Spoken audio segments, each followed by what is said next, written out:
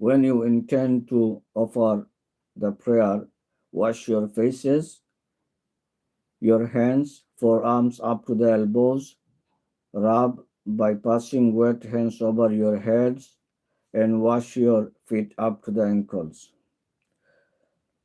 The superiority of ablution and al-gurrul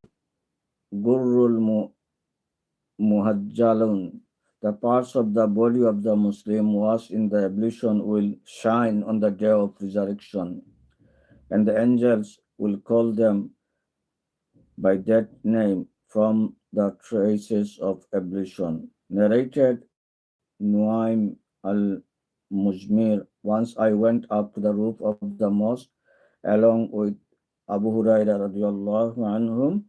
He performed ablution and said, I heard the Prophet sallallahu alaihi wasallam saying, on the day of resurrection, my followers will be called Al-Gurrul Muhajjalun.